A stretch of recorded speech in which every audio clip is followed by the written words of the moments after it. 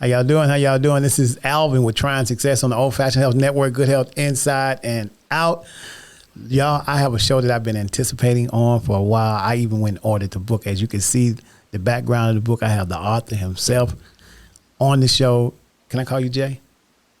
Yes, you can. I'm calling so it's Jay. But Jay wrote this book called Willie, but he's also amazing when it comes to historical research. And I wanted to remember something but we'll talk about it as we go. But anyway, right now, tell the people a little bit about yourself and who you are and what you do. My name is Quintin. I go by Jay. I'm an author, ex-minister in training for the Methodist Church. And I spend the majority of my time now doing research and writing stories. Good, man. So one of your favorite stories that I have so far, I don't know how many books you have out, but this book right here, I wanted to make sure everybody saw this book on the screen as well as you see it in the backdrop. This book is amazing. I just want to tell you the experience I had when I read this book. So I don't know. I can remember the story of Roots. I don't know if you ever saw the story or read the book. Oh, yeah, for sure. When I read this book and I just got to the first chapter, man, it was probably like, so I got the book like Saturday. And so I didn't get a chance to read it Saturday. And then Sunday, I was like, okay, I'm going to read. I was up and it was like 12 o'clock at night. I said, okay, let me just stomp through here and start reading. I started reading and I couldn't put the book down. Chapter 1 just completely just threw me off. And then another thing that threw me off, you said in the book, I think in the foreword, you said, I wish Willie was here because the name of the book is Willie. But when you find out who Willie is, why the book was wrong, that completely threw. I said, wait a minute now. The book is named Willie, and you wish Willie was here, but I know what you wrote the book based on Willie Lynch, right? Mm-hmm. And so I was trying to confuse about. I said, well, now why you wish Willie was here? Did he want to have a side conversation with or jump on Willie? No, it's a reference to my grandmother. Oh, okay. Okay. All right, man. So before we talk about the book, okay, let's just go and talk about the book.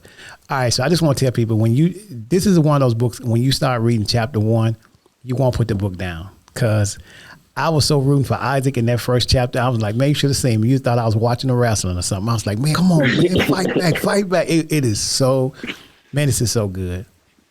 This is good, man. I appreciate this. I can't wait to get to the rest of the story. I know, according to why. Oh, I'll let you tell people, what made you write this book? It was really an idea to not only show people like the deep rooted, seeds of racism and kind of try to fight that, but also show people how mind control works and how that system of slavery really got Black people, got everybody, but primarily Black people out of our basic human nature. And allowed us to be controlled by, a small class of people, and in particularly, the slave master and the slave catchers and whatnot. So it was like a mix of like, how can I show how mind control works in a modern society in today's world? And the best way for me to do that was to use, slavery, because in America, all of us have a connection to American slavery. So it's like, okay, people can kind of identify with that. So let me use that to kind of show how we're all still enslaved today. I'm waiting just to get to, I can't hardly get, I'm so anxious with reading the book. Like chapter 1 is good, chapter 2 is good. It's like, and then at the end, you got something about like, this ain't even the end of the story. And that threw me. I was like, oh my God, it's another series behind this. So when you're talking about, when you wrote this story and it seemed like it mimicked and reminded me some of the stuff about Roots, was it because of something you saw in Roots to come up with these characters like Isaac and Isaac's wife, and then Master Thomas, which I just truly don't like at all right now? I don't even want to see the name Thomas no more. Yeah, he'll be all those. It was a mix, man. It's a mix between a lot of different research I did. To be honest, I saw Roots like back when I was maybe, 14, 15 years old, maybe 16. So it had been a while, but I would say what really encouraged the book the most was probably the movie Drum from back in the day, Freedom Road with Muhammad Ali, actual research, like a lot of just Arkansas history and research that I did, Frederick Douglass's autobiography, Diary of a Slave Girl, and Uncle Tom's Cabin. All of that collectively kind of helped me build the world that they lived in. But also, like I said, like so much actual Arkansas history that I had researched also helped to build those characters. So Arkansas sounds like it has some interesting history. It does. It really does. Do you think for it to be such a small place, it has a ton of history? I know, because Arkansas is not far from my original hometown, which is Mississippi. But to find out, it's like you writing this book based on some history that you learned about in Arkansas. What were some of the things you learned about in Arkansas that I'm gonna find in this book?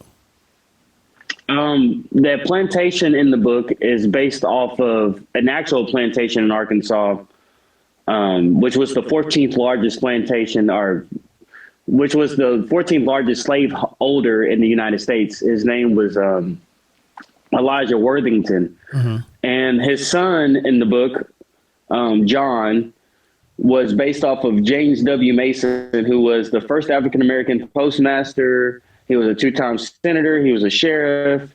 He was arrested for inciting a race riot in the hometown of Chico County. Okay. He was college educated at Oberlin College. He was also college educated abroad. And then his sister helped him to run the plantation. And she's also a character of the book.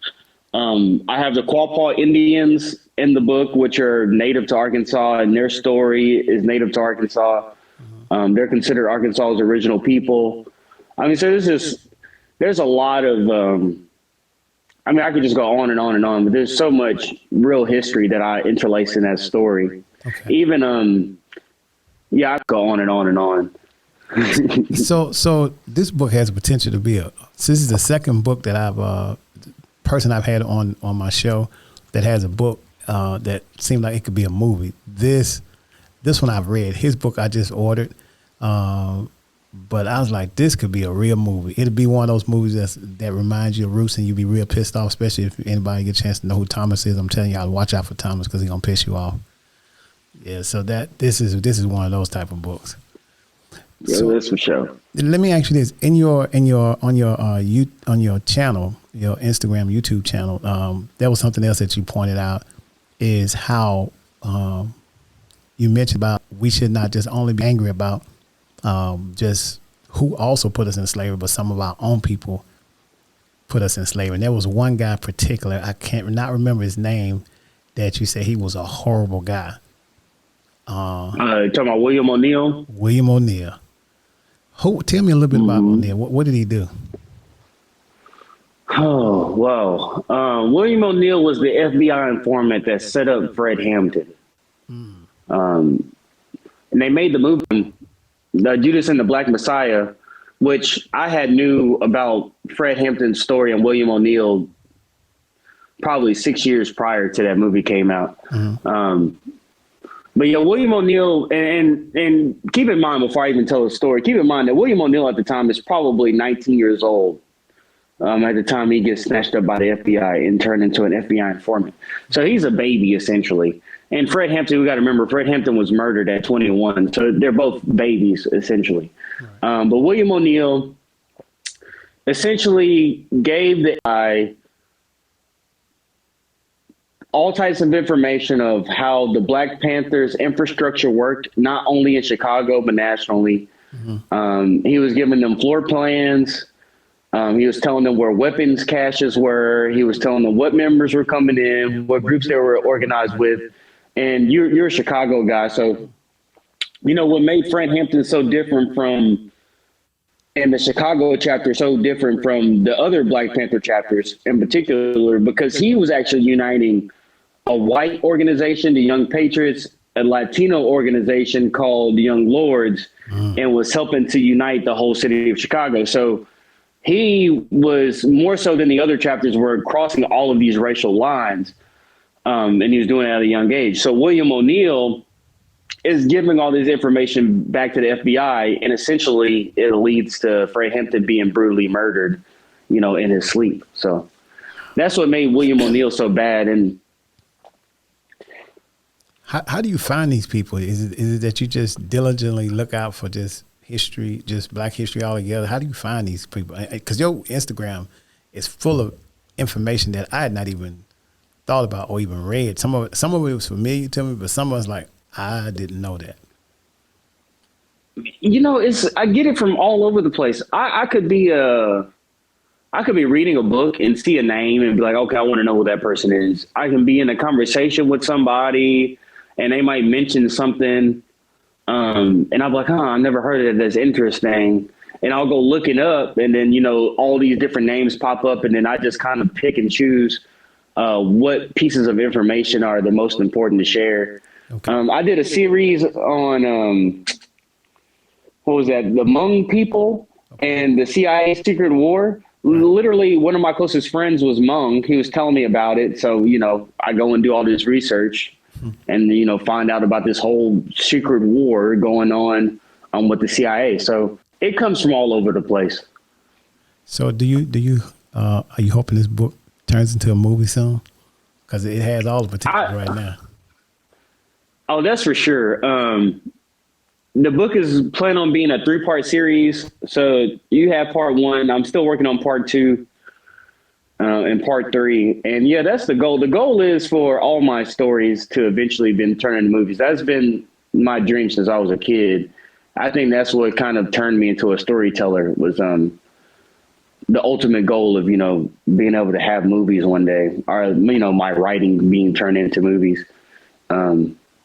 Yeah, so we'll see what happens, you know, one day at a time, one cell at a time. Well, listen, the cover, these characters, man, how'd you come up with these? Some of them look like superheroes and some of them look like so what'd you come up with this cover, man? Who did you design this or somebody gave you this idea? So it's a mix. Like I have a friend of mine, he did the cover of my first book called Thoughts of a Prince.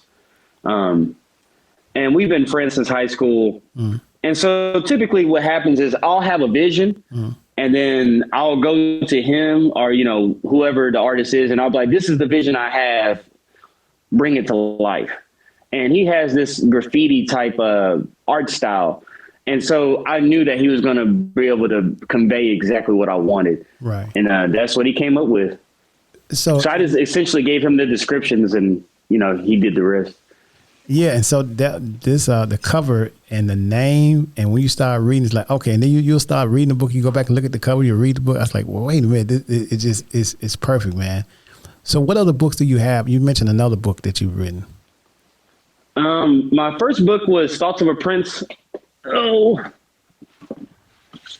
So this book, okay. I don't even know if you can see it. I see it. Probably can't even see it. But I see it. It looks like it was upside down. But yeah, it's called Thoughts of a Prince. Like I said, he did the cover of this one too. Okay. That book was prose and poetry. I dropped it in 2016. Mm-hmm. And then I've been working on an online story also that's free to the public.